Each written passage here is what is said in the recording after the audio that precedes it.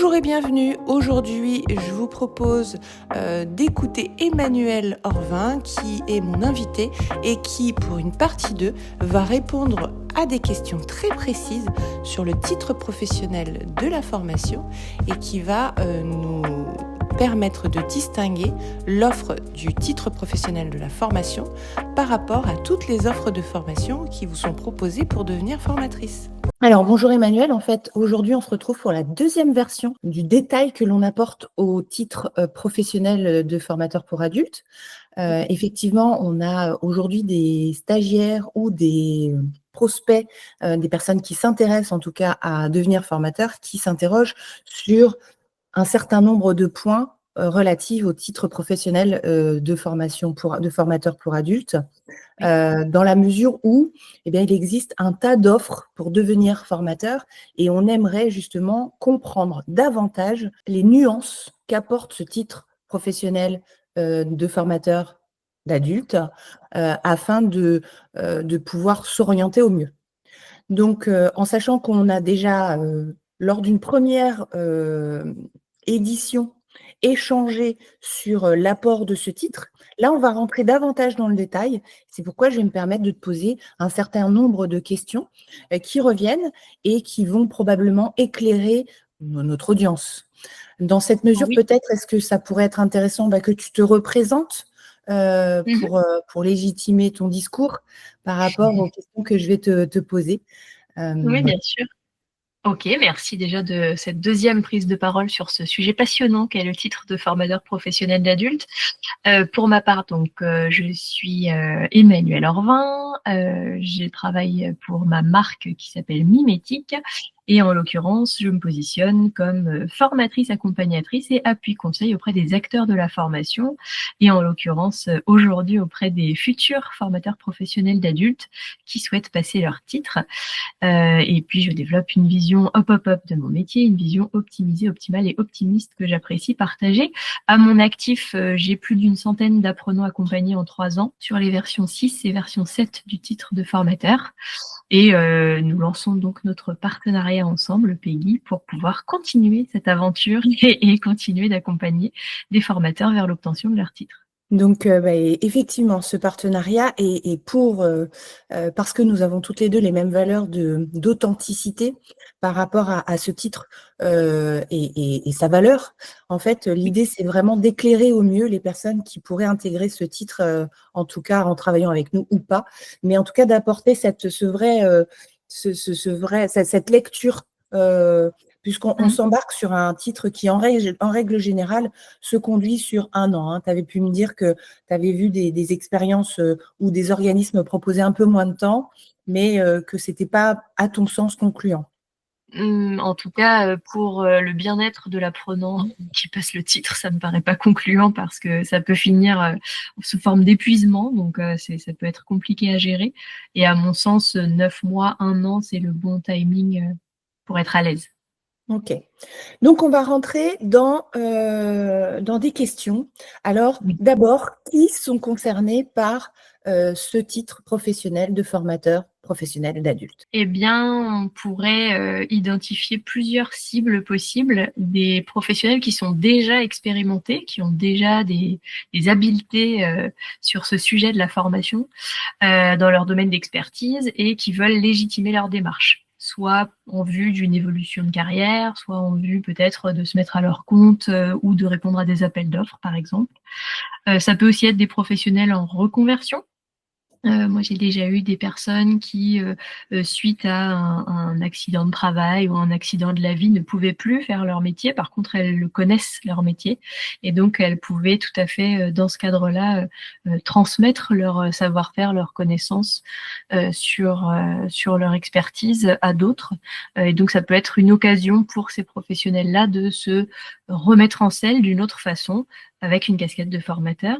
Et puis des personnes qui recherchent plutôt du perfectionnement, qui vont être formateurs occasionnels et qui peut-être cherchent à intégrer des parcours plus longs de formation. Ils pourraient aussi, pourquoi pas, intervenir en tant qu'apprenant dans ce titre. Donc là, on est d'accord qu'avec ce titre, on se forme à un métier à part entière et que Oui. du coup, on peut, à partir de ce titre, même si c'est pas souhaité, mais on peut se dire que la personne, elle peut arriver sans expérience, hein. Tu me disais que tu avais eu des stagiaires dans cette, dans Oui. ce profil, qui Mhm. arrivaient sans expérience, puisque là, bah, on rentre dans un métier où on va apprendre toute l'animation, la conception, et que du coup, on va poser des questions par rapport à des gens expérimentés. Oui, oui, oui. Ça peut, bien sûr, que la marche est plus haute pour les personnes qui ne connaissent pas du tout l'univers de la formation que pour des personnes qui sont déjà aguerries en tant que formateurs occasionnels et qui veulent rejoindre ce type de parcours. Cependant, ça reste de l'ordre du possible. Il y a une phase d'acculturation au vocabulaire, aux façons de faire, au fonctionnement, mais c'est aussi notre rôle de pédagogue et d'accompagnatrice que de guider chacune en fonction de son niveau jusqu'au titre. Ok. Donc, la deuxième question, ça serait, quelles sont les principales différences soulignées par le titre professionnel entre un formateur qui va intervenir dans un CFA, par exemple, et un Mhm. formateur indépendant? Alors, le formateur qui va intervenir dans un CFA a toute sa place dans ce titre, dans le sens où le titre a vraiment une vision 360 de ce qu'est le métier de formateur aujourd'hui, et en l'occurrence sur un parcours long. Donc, c'est plutôt des parcours qu'on rencontre en CFA ou parfois en organisme de formation, alors qu'un formateur indépendant a plutôt une tendance à intervenir sur des parcours plutôt courts de quelques jours, voire des fois des demi-journées. Ce qui fait qu'il y a une trame commune dans tous les cas en termes d'ingénierie pédagogique ou d'animation, mais toute la notion liée à l'accompagnement, par exemple, c'est-à-dire le bloc 3 de compétences, ne va pas être traitée exactement de la même façon. Parce que l'indépendant qui intervient sur des parcours de 2 jours, bah, les phases d'accompagnement qui sont demandées à être vécues, je dirais, à travers le titre, vont être beaucoup plus difficiles à mettre en œuvre dans des parcours courts que dans des parcours plus longs. D'accord. Donc, Ok. il y a certaines logiques qui seront moins applicables facilement pour des formateurs indépendants qui ont des sessions de formation qui ne durent que quelques jours. D'accord.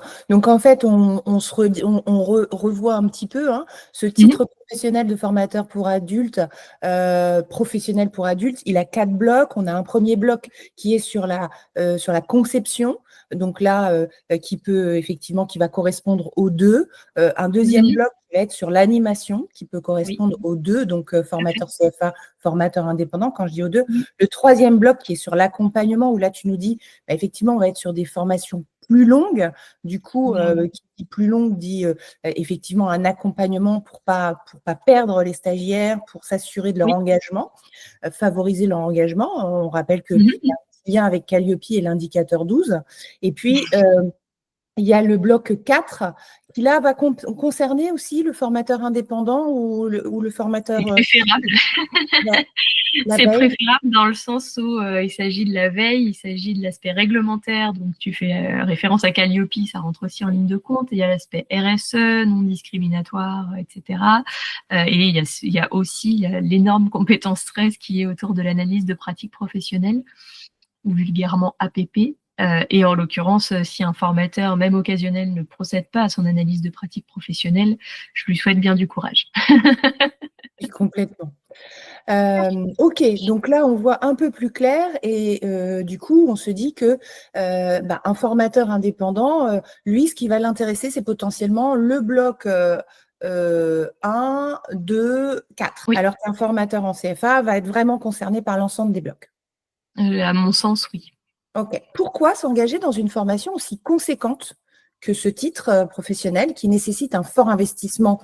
Alors, évidemment, en termes d'argent, c'est souvent plus cher que la plupart des autres formations proposées qui ne sont pas proposées sur ce titre, Mhm. qui met également un investissement en temps et en énergie, puisque je parlais hier à une personne qui me disait bah, c'est une formation qu'elle n'envisageait pas en ligne, et je Oui, comprenais parce qu'en fait, ça nécessite vraiment d'être seule face à son ordinateur, de lire beaucoup de bien sûr. lectures, donc un Mhm. investissement de temps et énergie. Il faut avoir la Oui, motivation de se mettre devant son écran ou la motivation d'aller même en présentiel.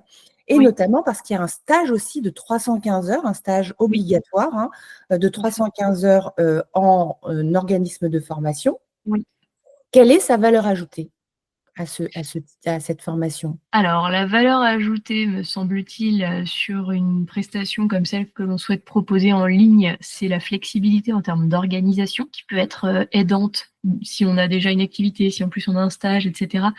Parfois d'avoir cette souplesse, je dirais, pour s'organiser dans l'agenda, accéder justement à l'espace de ressources, interagir pendant des classes virtuelles ou des temps d'accompagnement individuel ou collectif, ça peut être aidant plutôt que d'avoir des horaires fixes en présentiel avec des déplacements, mais ça c'est vraiment à chacun de statuer ce qui lui convient et effectivement il ne faut pas que ça constitue un blocage dès le départ de se dire j'ai un parcours en total distanciel et je suis pas à l'aise avec cette modalité, sinon ça crée directement une difficulté d'apprentissage potentielle qui peut se réveiller à un moment donné et faire exploser un peu le truc en vol, donc ce serait très dommage. C'est un vrai choix à opérer, hein. En démarrage, c'est une grosse question à se poser au démarrage avant d'entrer dans un parcours de formation, de choisir la bonne modalité. La valeur ajoutée, c'est l'aspect méthodologique. Puisque on peut tout à fait suivre une formation de formateur occasionnel et moi-même j'en propose donc avec l'intention de permettre à un formateur occasionnel de se professionnaliser, mais sans obtenir de certification reconnue par l'État. En l'occurrence, la différence, c'est le survol, quoi.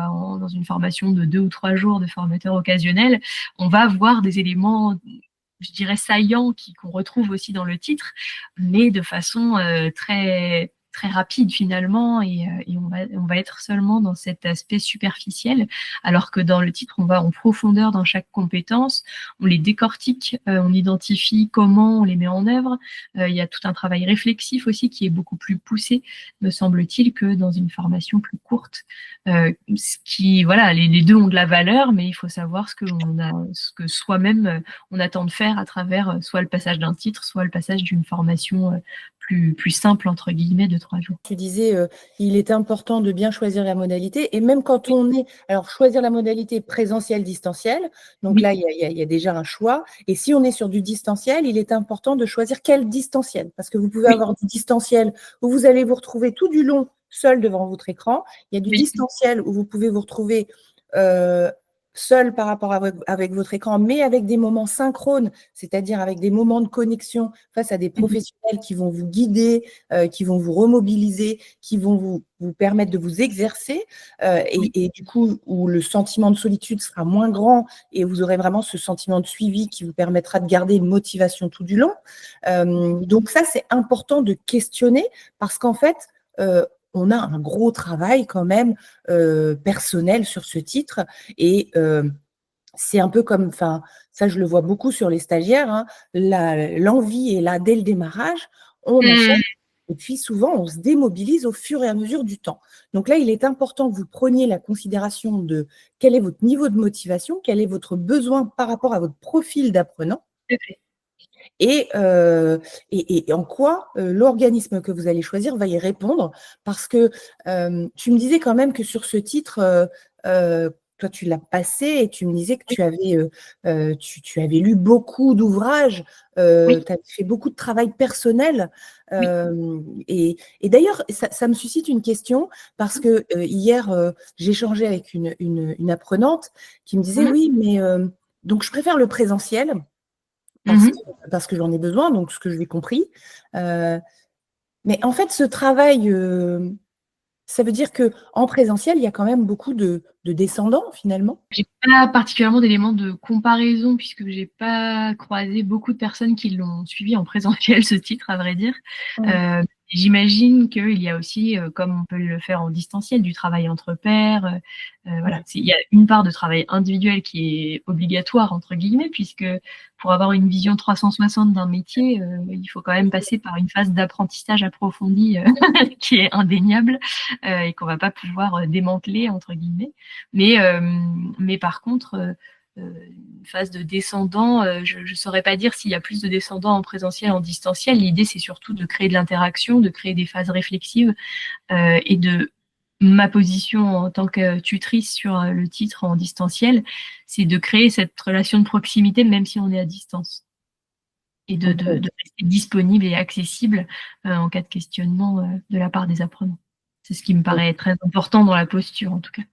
Et donc la valeur ajoutée, tu nous disais également, donc c'est finalement le titre, l'approfondissement et également le titre à la fin, donc le diplôme d'État Oui, qui permet de valider un métier à part entière. oui. Qui va jouer Même sur l'employabilité de la personne.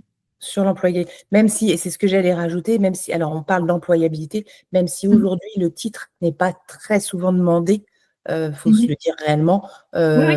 dans ce métier. D'ailleurs, juste, je vais compléter, j'ai eu quelques chiffres, Oui. selon la convention collective, hein, il faut savoir que quand vous entrez dans ce titre de formateur pour adultes, demain vous devenez formateur, en fait, selon la convention collective, vous devenez formateur débutant, hein, puisque vous Oui, tout avez à beau fait. avoir une expertise professionnelle, vous pouvez avoir 25 ans d'expertise dans votre métier, vous serez formateur débutant. Donc, un formateur débutant au regard de ce titre, il touche entre 1800 et 2200 euros net.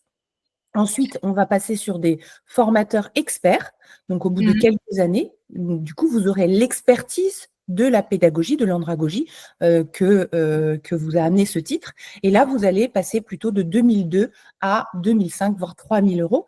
Mais c'est très rare, hein, cette fourchette de prix là, en formateur salarié. C'est vrai que j'ai eu des témoignages hier qui me disaient que la convention collective n'était pas forcément à l'avantage des formateurs, avec l'ensemble du travail administratif qui était fourni, l'engagement qui était nécessaire quand on était formateur en termes d'énergie sur le titre, mais aussi sur la durée quand on exerce ce métier.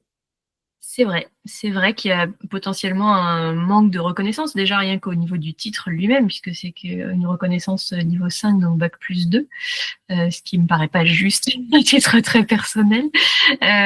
Mais au-delà de ça, effectivement, le formateur, selon là où il se trouve et les partenaires avec lesquels il travaille ou au sein desquels il va travailler, ça va être complexe parfois de valoriser toute la phase d'ingénierie pédagogique. Mais finalement, je me faisais la réflexion ce matin que quand on fait un bon gâteau, il est mangé en 5 minutes et on a parfois mis 1 heure à le préparer. Donc Ouais. c'est un peu la même chose. L'ingénierie pédagogique, c'est comme le bon gâteau qu'on a préparé. La formation, elle passe en un clin d'œil et puis Ouais, j'aime et bien ce puis il y côté a tout un gourmand. travail en amont qui a été voilà, et peut-être aussi une satisfaction ou pas des personnes qui ont mangé le gâteau, donc qui ont participé à la formation. On pourrait faire un parallèle de cet ordre-là. Mais oui, oui, valoriser l'ensemble des compétences du formateur n'est pas toujours une chose évidente, hein. Il faut parfois savoir mettre son mouchoir dessus, comme on dit, pour avancer. Et puis finalement, c'est aussi le savoir-être du formateur qui, je trouve, qui va changer la donne. Parfois, peut-être l'ingénierie pédagogique sera assez semblable d'un formateur à un autre, mais selon la créativité, selon le champ d'expertise et la façon de voir le métier et son évolution, ça peut complètement changer la donne, en plus de ce qu'apporte la personnalité même du formateur. Alors, passons à la question suivante. Et si l'on devait rattacher un métier aux différents blocs de compétences, quels seraient-ils? Alors, les blocs de compétences, ouais, j'avais pris des petites notes sur cette proposition-là parce que je me suis dit qu'il fallait vraiment réfléchir et moi j'aime bien les images. Là, je viens d'en faire une avec la cuisine, mais j'aime bien aussi les images d'animaux. Et je me suis dit, tiens, ce serait intéressant de voir à quel animal correspondrait quel bloc et quel métier derrière on pourrait mettre. Donc le bloc 1, pour rappel, l'intitulé exact de ce bloc de compétences, c'est concevoir et préparer la formation. Donc on est vraiment sur la phase amont, ce qu'on va appeler l'ingénierie pédagogique. Concevoir et préparer c'est un peu la vue de l'aigle. Là, pour le coup, on prend vraiment de la hauteur sur le tout démarrage avec l'élaboration de la progression pédagogique de la formation multimodale à partir d'une demande pour la compétence 1, la conception d'un scénario pédagogique et d'accompagnement en intégrant la modalité pour la multimodalité pour la compétence 2 et la conception des activités d'apprentissage et d'évaluation en intégrant la multimodalité pour la compétence 3. Donc ça peut paraître un peu du charabia quand on n'est pas encore familier avec le titre de formateur. Cependant, dans ces 3 compétences, grosso modo, les métiers qui y sont rattachés sont l'ingénierie pédagogique et peut-être même un peu l'aspect ingénierie de formation, puisqu'il y a la phase d'analyse de la demande qui, pour le coup, peut être rattachée à cette analyse, ingénierie de formation. Voilà. Je me permets en même temps de partager pour que les personnes voient bien de quoi on parle, hein. Super. Ici, les différents blocs. que là, on va retrouver. Donc, tu disais concevoir et préparer, on était sur l'aigle, la prise de hauteur. C'est ça. Voilà. Ensuite, animer une formation et évaluer les acquis des apprenants. Eh bien là, je dirais que c'est la pieuvre avec beaucoup de tentacules qui va architecturer la façon de faire et d'être, la façon de réguler et d'évaluer pendant son animation. Donc à nouveau 3 compétences dans ce bloc qui vont être vraiment en lien avec l'animation, l'évaluation et le fait d'identifier si l'apprenant, peut-être la pieuvre pourrait avoir une loupe au bout d'une des tentacules et pour checker si les apprenants ont ou pas des difficultés pendant leur parcours et de pouvoir y remédier, c'est-à-dire trouver une solution concrète et applicable pour l'apprenant individuellement. D'accord. Donc là, on est sur la pieuvre dans la deuxième compétence. Troisième compétence, accompagner les apprenants en formation. Alors, je reviens sur le bloc 2 parce que j'ai plus parlé de l'animal que des métiers. Là, les métiers, c'est le métier vraiment du pédagogue pour le coup, de l'animateur, du facilitateur, aussi dans la posture, pourquoi pas celle d'un jury. Et celle du formateur occasionnel, typiquement, que l'on retrouve dans notamment cette faculté à animer et évaluer les apprentissages. Okay. Le bloc 3, pardon. Donc, accompagner les apprenants en formation. Là, c'est un bloc dans lequel on n'a plus 3 compétences, mais 4. Et c'est ce bloc-là qui est souvent le plus complexe à appréhender pour des formateurs occasionnels parce que c'est aujourd'hui inhabituel. Et hier, je suivais un super webinaire de C-Campus à propos de l'individualisation de la formation qui mettait en exergue le fait que c'était encore un vœu pieux pour beaucoup d'organismes de formation ou de formateurs que d'individualiser. Or, cet accompagnement-là est extrêmement précieux. Moi, je me rends compte au fur et à mesure de mon parcours de formatrice.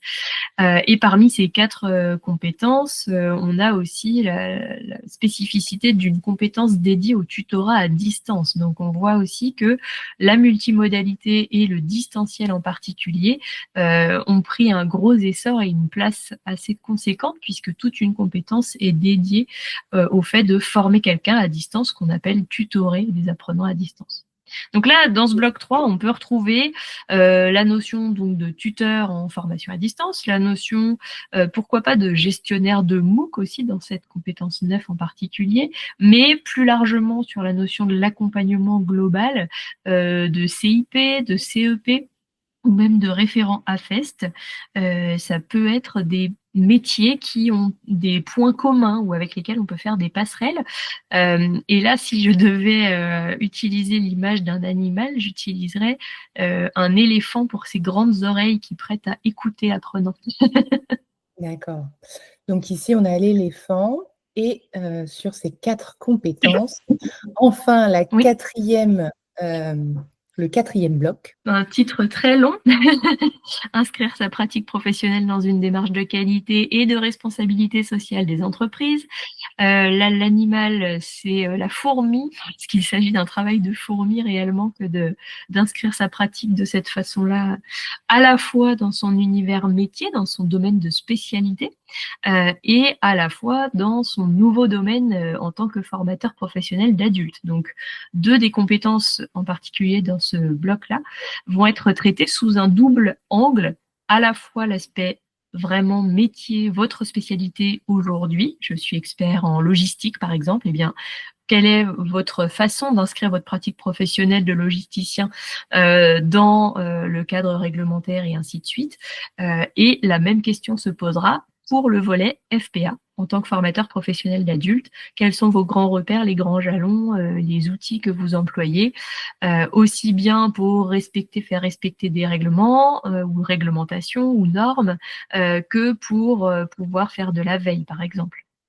Donc là, c'est vraiment la fourmi qui m'est venue à l'idée en termes d'animal, parce que c'est un travail minutieux qui se fait sur la durée aussi et qui peut se faire en équipe. Donc je pense que c'est un animal intéressant, l'animal totem du bloc 4. Et puis l'expertise métier, pour le coup, là, ces 3 compétences 11, 12, 13 dans le bloc 4 me paraissent très transverses, mine de rien.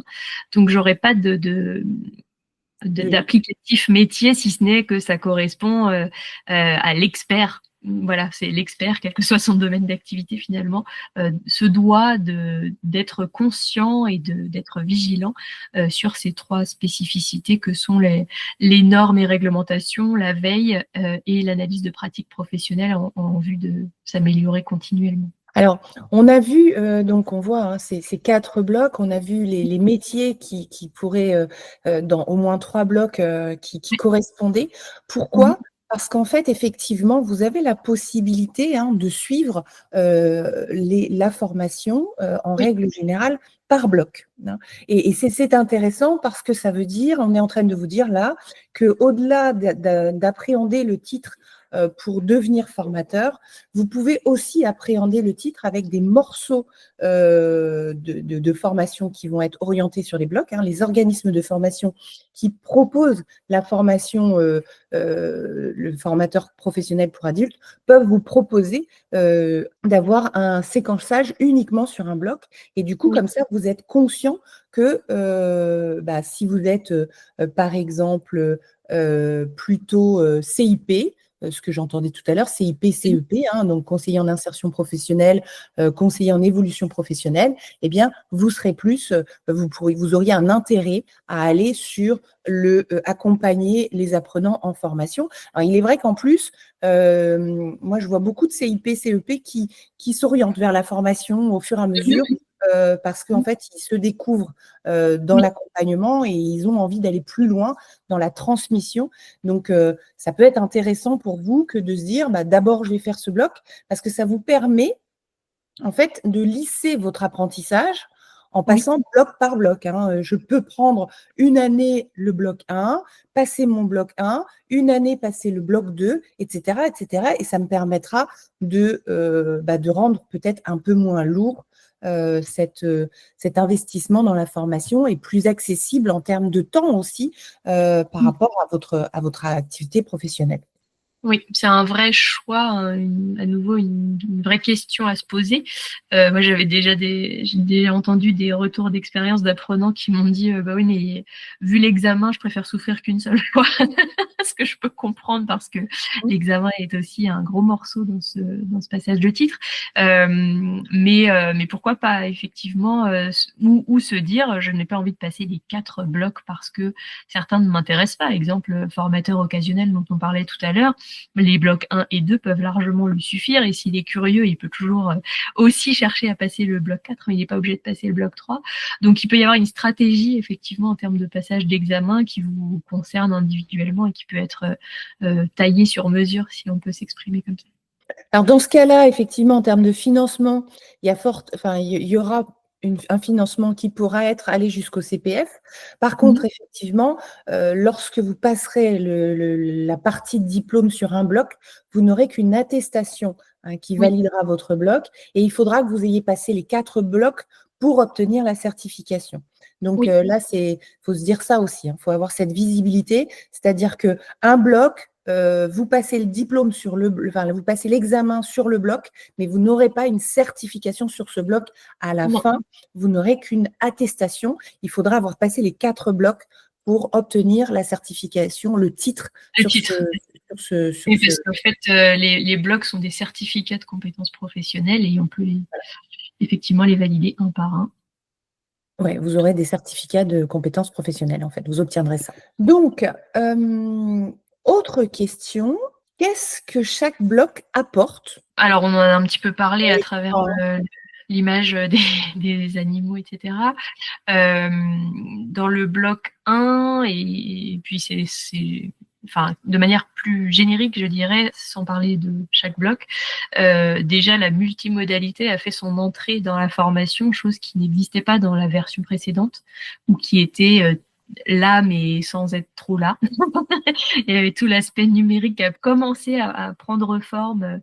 Quand moi, j'ai passé mon titre en 2019, effectivement, il y avait une réforme du titre et à ce moment-là, on commençait à entrevoir l'aspect numérique. Et là, il y a vraiment la multimodalité qui est vraiment mise en valeur dans ce titre-là. Donc, c'est important de considérer qu'un formateur aujourd'hui, il a, en plus de ses outils physiques en présentiel, une mallette à outils numériques qu'il va pouvoir utiliser, peut-être seulement pas dans ses animations présentielles parce qu'il ne fait que du présentiel, mais il peut s'appuyer sur des ressources numériques pour animer. Et puis, il peut aussi, bien sûr, être amené à faire de l'animation en blended learning, donc avec, pourquoi pas, des temps d'animation en synchrone distanciel, comme là on fait aujourd'hui, par exemple. Et en asynchrone pour les personnes qui regarderont le replay. Mais ça peut être aussi de la comodalité, ça peut être de la fête, ça peut être de l'alternance. Donc finalement, cette multimodalité, elle est vraiment prégnante dans tout le titre. Ça, c'est un point que je voulais souligner avant d'entrer dans qu'est-ce que chaque bloc apporte. Autrement, ce que l'on peut voir en profondeur, eh bien, c'est l'importance d'analyser correctement une demande de formation ou un besoin de formation auprès d'un commanditaire. C'est riche d'enseignements parce que si on tombe un tout petit peu à côté, ça rate tout le parcours de formation potentiellement. Donc c'est une forme de responsabilité aussi qu'a le formateur que de bien cerner les enjeux et le périmètre d'intervention. Sur le bloc 1 aussi, l'élaboration de la vue d'ensemble, à nouveau, hein, la vue de l'aigle dont je parlais tout à l'heure, la vue d'ensemble de ce qui va se passer sur le plan pédagogique purement et sur le plan de l'accompagnement.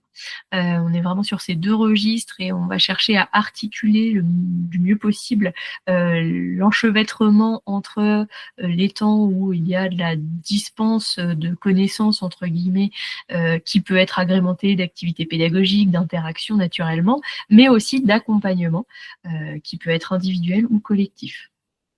D'accord. Là, pour la première compétence, il y a un aspect aussi, comment dire, créatif, parce que on tire le début d'une bobine de fil et en fait on ne sait pas trop ce qui va se passer par la suite, mais c'est vraiment l'émergence de quelque chose que l'on va pouvoir créer, où on peut intégrer de l'innovation pédagogique selon les besoins et les moyens qui sont en œuvre. Ok.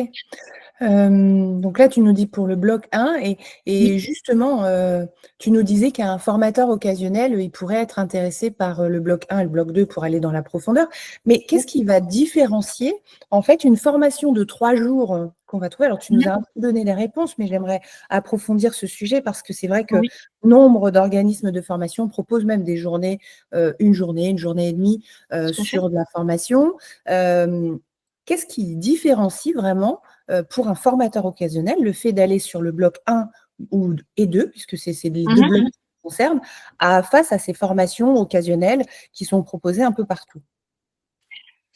Alors, je pense que la différence que je peux faire de mon point de vue de formatrice un peu aguerrie maintenant, c'est une notion liée à l'agilité et à la finesse. C'est-à-dire que le formateur occasionnel va peut-être comprendre ou observer qu'il y a un blocage quelque part, mais sans parvenir forcément à résoudre le problème sur le moment ou à avoir cette souplesse qui va lui permettre de modifier quelque chose en direct. Le formateur professionnel d'adulte, du fait de sa compréhension fine de comment il a organisé sa formation, comment il peut jouer avec le temps dans la formation pour toujours être en phase avec les objectifs et la progression pédagogique et son alignement pédagogique, mais il va peut-être changer une activité à un moment donné, il va peut-être détricoter quelque chose pour le retricoter un peu différemment en direct. Et ça, c'est vrai qu'un formateur occasionnel va peut-être avoir plus de difficultés à le mettre en œuvre concrètement plutôt que voilà, quand on a suivi une formation de 2-3 jours, bon, on se rend compte que ça s'improvise pas forcément d'être formateur. Déjà, ça peut faire une prise de conscience. Moi, c'est ce qui m'est arrivé. Hein. Je me suis dit, oula, 2 jours, en fait, c'est pas suffisant. Il faut aller plus loin, largement plus loin. Et puis voilà, c'est justement cet approfondissement et l'enrichissement par des lectures, par de la veille, qui va venir contribuer à étoffer la façon dont le formateur va agir sur le moment, principalement, mais pas que. Hein, en amont aussi, il peut avoir de meilleurs réflexes que si on lui dit juste comment t'analyses ta demande. Bon, je vais questionner le commanditaire, oui, mais ça va peut-être pas assez loin. Donc là, on a vraiment plus de méthodologie, je dirais, que dans une formation courte. Oui. Alors, et moi, je l'ai constaté notamment dans la définition des objectifs. Une formation courte, tu le disais, hein, une formation courte, en fait, on va te dire quel est l'objectif de la formation, alors que dans le titre professionnel, on va aller dans les objectifs généraux, les objectifs pédagogiques, les objectifs intermédiaires, ce qui fait que au niveau de la constitution du scénario pédagogique, on va vraiment avoir quelque chose qui est, comme tu le disais, très affiné. Là, je rentre dans la technique, mais concrètement, c'est là. Et quand tu disais la marge de manœuvre, du coup, l'habileté, l'agilité du formateur à rebondir, c'est qu'il a tellement été chercher dans le détail de ces séquences les objectifs à atteindre et l'évaluation derrière qui lui permet de valider si les objectifs sont atteints, que ça va lui permettre effectivement de rebondir. Alors, on est sur une finesse en fait théorique. Toujours est-il que derrière, il y a toujours ce que tu disais, la personnalité du formateur, hein, parce qu'il n'en reste pas moins que moi, j'ai vu des personnes qui avaient fait le titre de professionnel de formateur et qui n'en étaient pas sorties aussi enrichies que ça. Et j'ai vu d'autres personnes qui, en revanche, étaient complètement l'opposé. Et ça a été prouvé à plusieurs reprises. Donc, il y a quand même une grande qui sont dans cette finesse de recherche d'objectifs. Et du coup, pour eux, déjà, le scénario pédagogique est quand même obligatoire dans Calliope et qui va être demandé quand on est en sous-traitance, quand on travaille en CFA, mais aussi quand on travaille sur de la formation continue.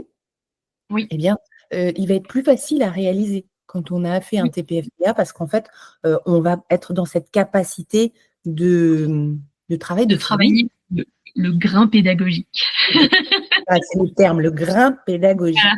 On a des grains, on a parfois des grains à la tête, ou dans la tête, mais en pédagogie, on a aussi des grains dans nos scénarios. Alors, on va dire que le formateur occasionnel, lui, il gère plutôt des cailloux. Et voilà, peut-être, exactement. Mais si on prend encore une image, effectivement, le formateur occasionnel, il va très bien gérer des cailloux et c'est super, alors que voilà, le formateur professionnel d'adulte, lui, il va gérer du grain, donc presque des grains de sable, hein, et ça va lui apporter justement toute cette, je sais pas comment dire, cette souplesse ou cette flexibilité. Qui va être attendu en fait par le formé aussi, c'est-à-dire que non seulement le formateur va être plus à l'aise dans sa façon de faire, mais l'apprenant va peut-être même pas s'en rendre compte que le formateur a biaisé quelque chose dans son scénario, parce que le formateur qui débute ou le formateur occasionnel parfois a cette volonté inconsciente de s'agripper à son scénario. Et pareil, je parle de choses que je connais, je suis moi-même passée par là, d'être agrippée à ce que je voulais transmettre absolument, et puis il fallait que ça tienne dans le temps imparti, et puis voilà, quitte à bourrer, à bloquer les gens, à les empêcher de sortir de la salle pour que je finisse mon propos. Je suis un peu extrême là, mais c'est un peu ça. Et finalement, on se rend compte que, mais non, il y a l'émergence des savoirs. Déjà, le formateur n'est pas en posture de sachant. Ça dédramatise pas mal les choses aussi. Une fois que c'est assumé, ça met tout le monde confortable, et le formateur et les apprenants qui vont pas se dire je subis une pyramide de savoir qui va juste prendre ma tête pour un entonnoir, et voilà. Là, on est sur un propos différent, et tout le monde est au même degré dans la relation pédagogique, ce qui est très intéressant.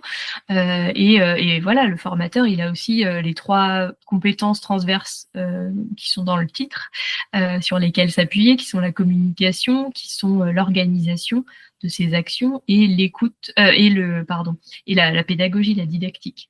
Donc on est sur ces 3 registres de médiation, comme on appelle ça, qui sont extrêmement importants aussi à mettre en œuvre, à appliquer. Voilà. Et je pense aussi que la différence notable entre le formateur occasionnel qui suit la formation de 2 ou 3 jours et le formateur professionnel d'adulte, c'est une démarche presque de développement personnel. C'est-à-dire que le formateur professionnel d'adulte, il va aussi travailler des grains au sein de lui-même. Voilà, pour lui, avec lui, en sa faveur, et parfois c'est difficile, mais il y a une idée de je suis formateur, je me connais bien moi-même. Et je fais cette démarche, et je progresse dans cette démarche qui est jamais terminée en réalité. Mais ça peut créer aussi une différence, et une différence dans l'aisance relationnelle qu'on peut avoir avec les apprenants. C'est-à-dire que si je ne me connais pas bien, ou si j'ai des grosses zones d'ombre sur lesquelles j'ai pas travaillé, se peut que en formation, les choses se révèlent parce que une réaction d'un apprenant, parce que quelque chose qui se passe pas bien et qu'on maîtrise pas ou autre, ou un syndrome de l'imposteur qui s'invite ou ce genre de choses. Généralement, ça s'estompe quand on passe le titre et qu'après on met en œuvre dans notre quotidien. Autre question, que gagne le formateur qui obtient son titre professionnel? Alors, déjà, je pense que une grande satisfaction s'offre à lui quand il obtient son titre, parce que c'est un travail, comme tu l'as dit, qui nécessite une forte implication en temps, en énergie, en réflexion, en échange, etc. Donc, quand on sort de là, on sort aussi la tête de l'eau et c'est un vrai bonheur que de pouvoir savourer ça. Donc, il faut se féliciter de tout ça et d'avoir relevé le défi.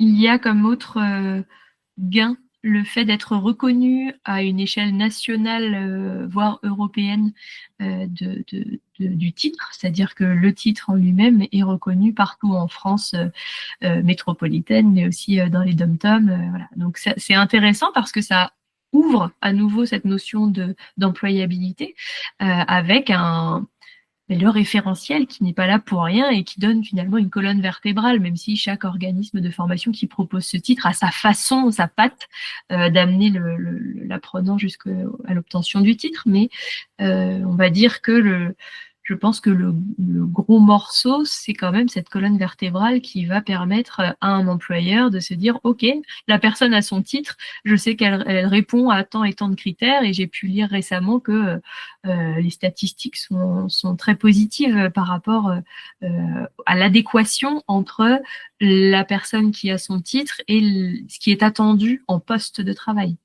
C'est-à-dire que le référentiel a servi à décortiquer et à analyser le travail en situation réellement, pour après le reconstituer, le combiner sous les formes de blocs et compétences comme on a pu le détailler tout à l'heure. Et la personne, de ce fait, du fait d'avoir le titre, dispose, comme tu dis, d'aptitude, c'est-à-dire elle est débutante dans cette posture de formateur professionnel d'adulte et dans sa façon d'appréhender toutes les compétences. Mais en tout cas, il y a une vraie adéquation entre le besoin dans l'entreprise et le titre tel qu'il est conçu. Et puis, ça peut être une crédibilité supplémentaire, c'est-à-dire que on est dans un pays où les diplômes, ça compte quand même. Et donc, ça peut amener pour soi-même comme pour d'autres interlocuteurs de la légitimité en plus. Je parlais du syndrome de l'imposteur, ça peut aider aussi à le travailler à travers ce titre. Et puis, des avancements de carrière. Moi, je vois aussi que des formateurs que j'ai pu former précédemment sont restés peut-être dans des petits noyaux de 4-5 participants, mais ils continuent dans la durée à prendre contact. Donc, ça crée aussi un réseau peut-être de pairs, ce qui est tout à fait intéressant. Et puis après, c'est la plongée dans le grand monde de la formation, dans lequel voilà, il peut y avoir aussi de nombreuses évolutions parce que le formateur, il a peut-être un domaine d'expertise bien spécifique, mais il peut après se dire, moi, ce qui m'intéresse le plus, c'est l'ingénierie pédagogique. Moi, ce qui m'intéresse le plus, c'est l'accompagnement. Ou l'animation seulement. Enfin voilà. Et donc, ça ouvre vraiment de nombreuses portes. Okay. Et du coup, de la même manière, alors tu as répondu un petit peu, mais peut-être on va ajouter des éléments. Pour l'OFCFA qui emploie cette personne qui vient d'obtenir son CFA.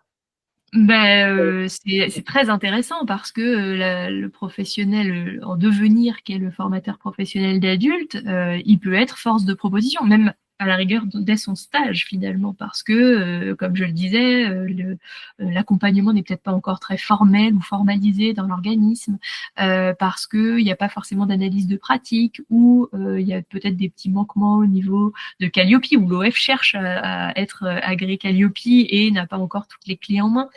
Donc le formateur peut venir comme ça contribuer à quelque chose de plus grand au sein de l'organisme de formation, ce qui peut être tout à fait pertinent.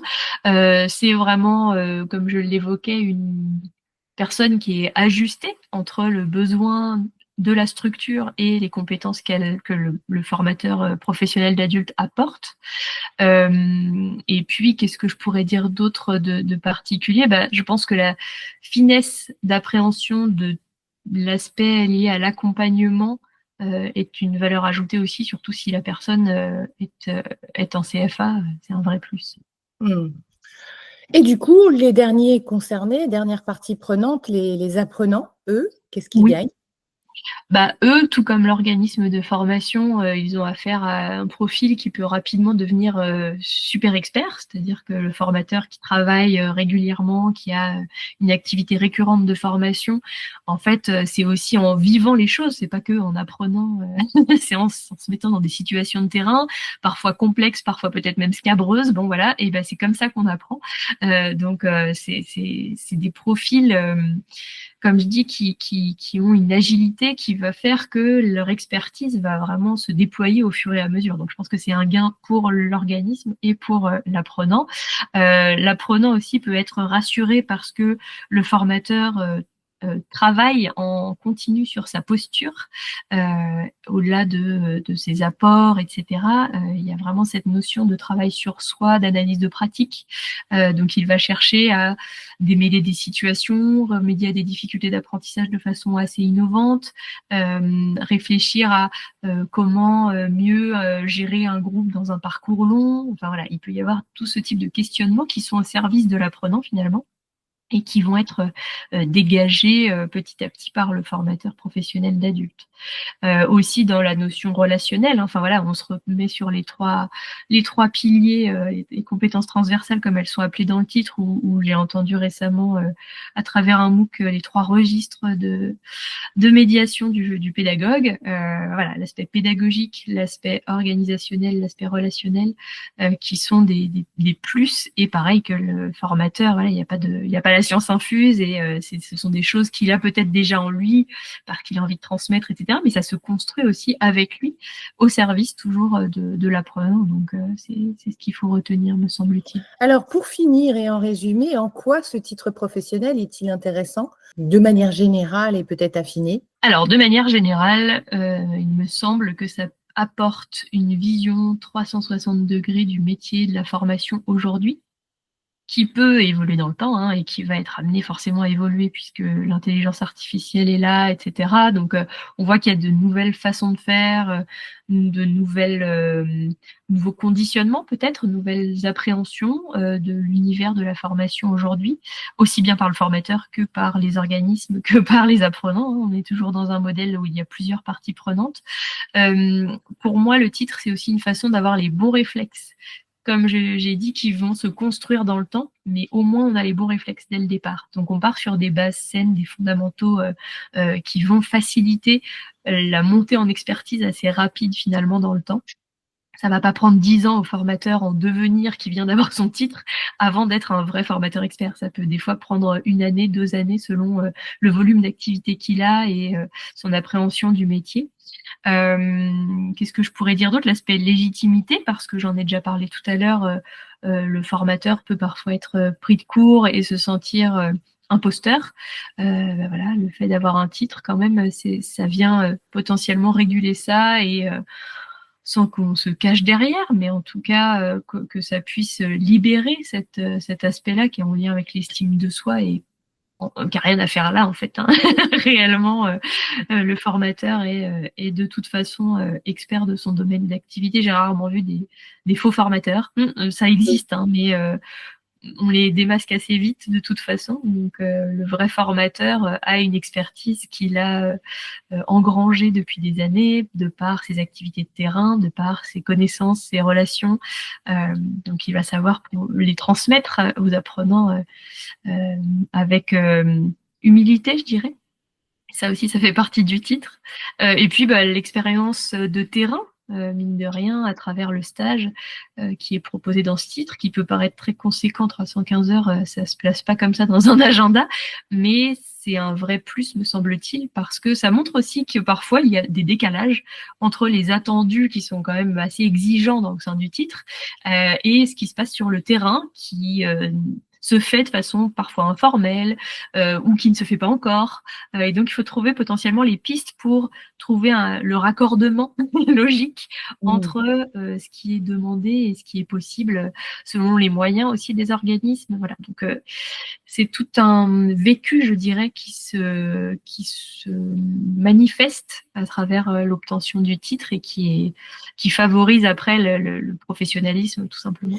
En tout cas, Je pense que là, avec toutes ces réponses, on arrive, on a vraiment été dans le détail de l'information sur ce titre. Je te remercie pour tous ces éléments que tu nous as apportés. Je tiens à proposer aux personnes qui nous ont écoutés de nous poser potentiellement des questions en commentaire où on se fera un plaisir de compléter notre propos par rapport à ces questions qui pourraient encore être présentes suite à ces 2 webinaires que nous vous proposons, puisqu'effectivement, à partir du moment où vous rentrez dans cette formation de titre professionnel de formateur pour professionnel d'adulte, vous faites le choix d'entrer dans un métier, donc c'est un choix qui ne se fait pas à la légère, qui nécessite une belle réflexion et peut-être qui amènera d'autres questions auxquelles on n'a pas pensé. Voilà, on va mettre une fin à ce webinaire et je vous remercie.